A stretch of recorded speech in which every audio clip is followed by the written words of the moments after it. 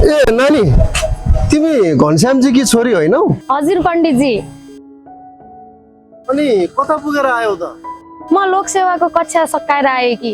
अनि हजुर चाहिँ कताको सवारी? म बजारतिर जाँदैछु।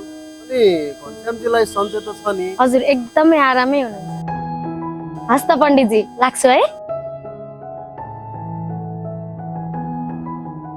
घनश्यामजी की छोरी पनि बिहेको लागि लायक कि भइछे।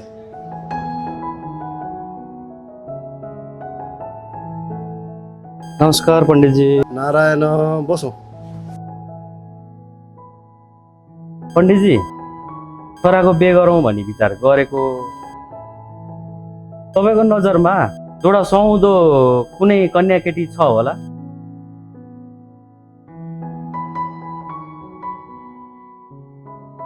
एकजना सुन्दरी कन्या छे, पढी लेखेकी पनि छे। त्यसो भए हिला नगरौँ न पण्डितजी, हामी पनि कुरा टुङ्गाएर फर्किहाल्छौँ। छोराको पनि धेरै दिन छुट्टी छैन, सके भोलि नै कन्या र कन्याको आमा बुवासँग पाए हुन्छ। हस्, म चाँडो भन्दा चाँडो कन्याको बुवालाई भेट्छु, अनि उहाँहरूको विचार के छ बुझ्छु, अनि हजुरहरूलाई खबर गरौँला। अहिलेलाई म लाग्छु। पण्डितजी, अब छिटो भन्दा छिटो मेरो छोरोको बिहा चाहिँ गरिदिइहाल्नु पर्यो है। हस्, म सक्दो प्रयास गर्छु नि। हस्।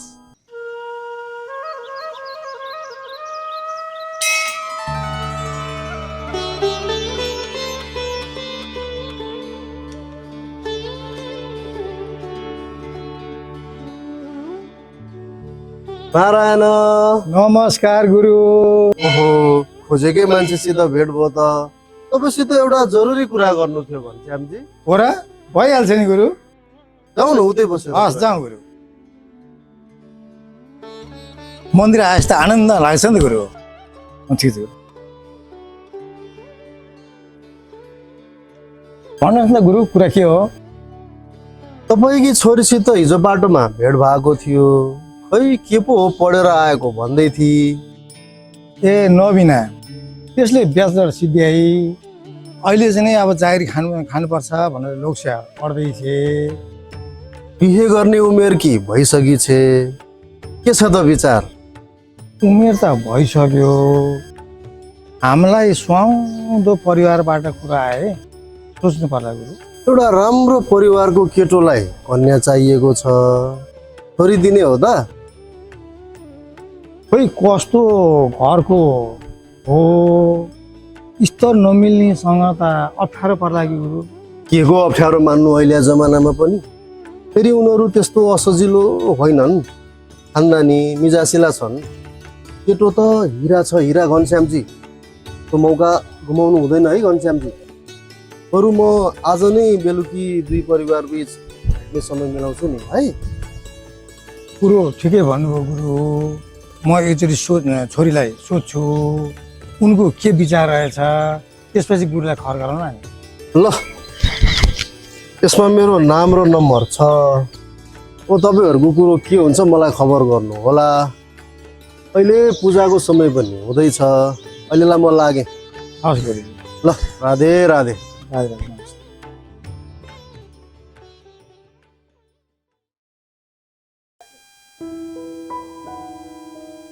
ए बुवा पनि आइपुग्नु भयो। के भन्नु?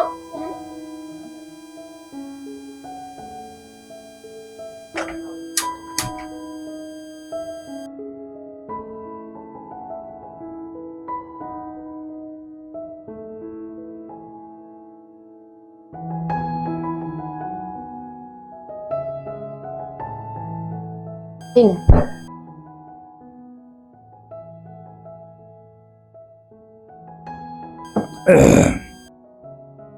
आज भुटनदेवी मन्दिरमा भुवन गुरुसित भेट भएको थियो। ए पण्डितजीसित? हो छोरी, एउटा राम्रो परिवारलाई कन्या चाहिएको छ अरे। आज तिमीलाई चाहिँ नि बाटोमा गुरुले देख्नु भएको रहेछ। अनि के विचार छ छोरीको बिहे गर्ने? न त हो, अब म लोकसेवाको तयारी गरिरहेछु। फेरि नाम निस्क्यो भने जागिर पनि गर्ने कि सोचिरहेको छु बुबा। त्यो त ठिकै हो छोरी, जागिर त बिहेपछि पनि खान सकिन्छ, राम्रो कुल घरानाको केटा त पाइँदैन।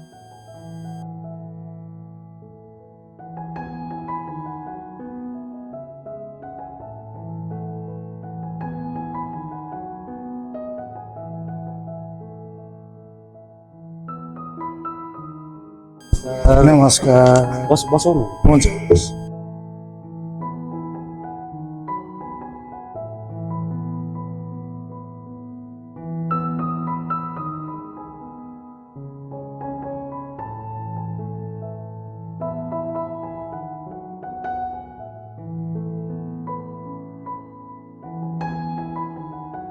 हेर्नुहोस्, मेरो त सम्पत्ति भने पनि सन्तान भने पनि एउटा छोरी हो। आफूसँग जे जति थियो त्यो सबै छोरीको पढाइमा लगानी गरेको छु।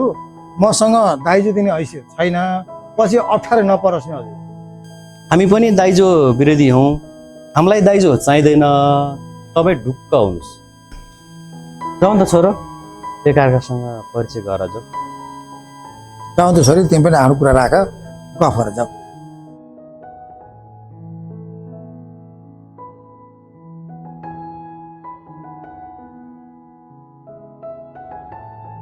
मेरो नाम चाहिँ मनोज। के छ, आराम हुनुहुन्छ? एकदमै। म नबिना। म चाहिँ सिद्ध बाबा सुरुङ मार्गमा साइट प्रोजेक्ट इन्जिनियरको रूपमा कार्यरत छु। अनि तपाईँ के हेर्नु? म चाहिँ हालसालै ब्याचलर सकेँ, अब लोकसेवाको तयारी गर्दैछु।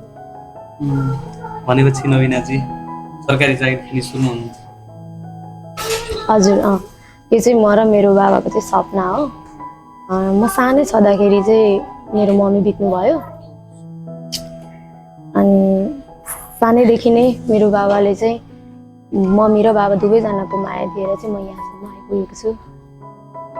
त्यसलाई एउटा कुरा सोध्नु त? हजुर, सोध्नुहोस् न, के कुरा हो?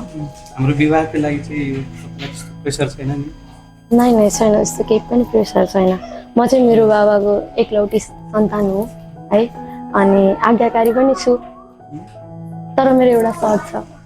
भन्नुहोस् न, कस्तो छ?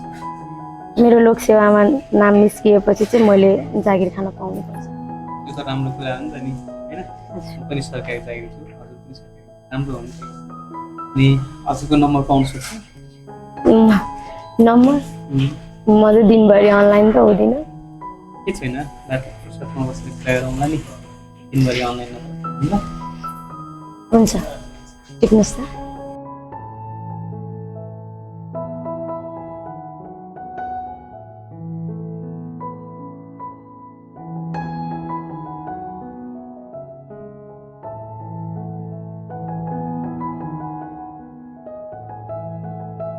छोरो, केटी कस्तो लाग्यो?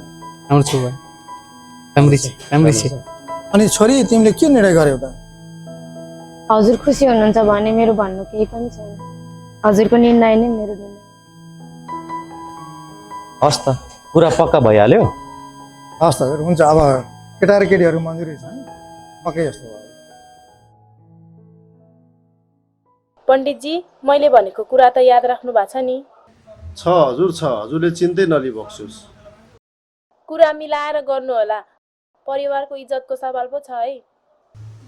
भइहाल्छ नि हजुर, म मिलाएरै कुरा गर्छु नि, हजुरले चिन्ता लिनु पर्दैन।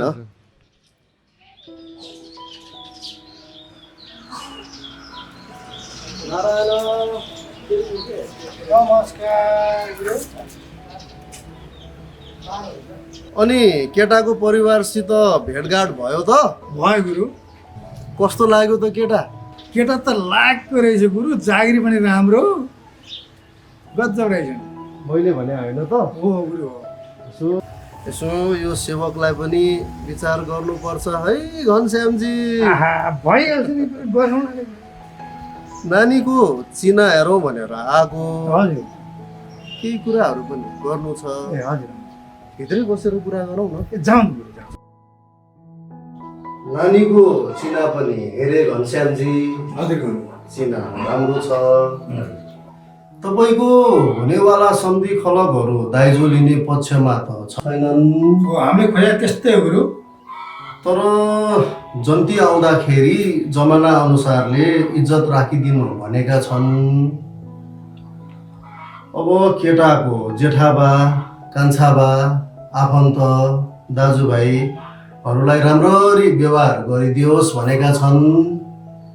अनि सम्झेलो गर्दा के गर्नुपर्छ त्यो त हजुरले मिलाइहाल्नुको हुन्छ भन्नै परेन। पाउँ न, सुन्नु न। अनि अर्को कुरो के भने लोक लाज ढाल्नको लागि भए पनि केटाको कोठा त सजाइदिनै पर्यो।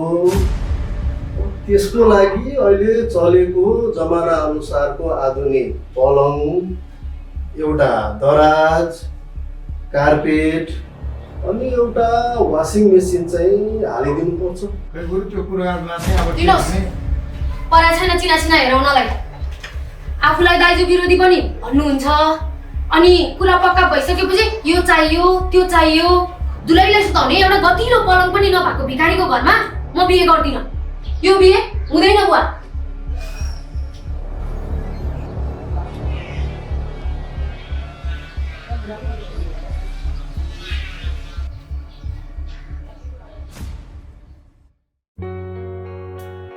लघु चलचित्र भिखारी कथाका कथाकार श्री मित्र उराठी गौतम मफसलमा रही साहित्य कर्म गर्दै आउनुभएका एकजना स्थापित लघु कथाकार हुनुहुन्छ। पिता श्री मोती प्रसाद गौतम र माता श्रीमती उन्नता गौतमका सुपुत्र मित्रको जन्म विक्रम सम्वत 2030 जेठ 24 गते अमरपुर गुल्मीमा भएको हो। पेसाले एक निजामती कर्मचारी, उनले व्यस्त दिनचर्याका बावजुद पनि कथा, लघुकथा, कविता, गीत आदि विधामा सक्रिय रूपमा कलम चलाउँदै आउनु भएको छ। हाल तिलोतमा नगरपालिका वडा नम्बर 2 रूपन्देहीमा स्थायी रूपमा बसोबास गर्दै आउनुभएका गौतमको सतिमलाका गौतम वंशको चिनारी 2069, कविता सङ्ग्रह लकडाउनको उपहार 2077 र टुक्का कविता सङ्ग्रह 2080 गरी जम्मा 3वटा कृति प्रकाशित छन्। निरन्तर साहित्य लेखन, सङ्घ संस्थाहरूप्रति पुर्याउँदै आउनुभएको सक्रिय योगदान र समर्पणको उच्च मूल्याङ्कन गर्दै उनलाई विभिन्न सङ्घ संस्थाहरूले विभिन्न पुरस्कार र सम्मानपत्रबाट सम्मानित गरिसकेका छन्। भानु पोखरीका भ्यागुताहरू उनको पहिलो लघुकथा हो, जुन अमेरिकाबाट प्रकाशित अनलाइन पत्रिका eNeplis.com मा प्रकाशित छ। यी बाहेक साहित्य पोस्ट अनलाइन पत्रिकामा प्रकाशित लघुकथा इन्साफ, धुरान्ध, भगौडा बिरामी, निर्देशन आदि उनका उत्कृष्ट लघुकथाहरू हुन्। फुर्सदमा साहित्य सिर्जनामा रमाउने श्री मित्र उराठी गौतमज्यूलाई सुस्वास्थ्य, उत्तरोत्तर प्रगतिका साथै सक्रिय सृजनशील जीवनको हार्दिक मङ्गलमय शुभकामना व्यक्त गर्दछौँ।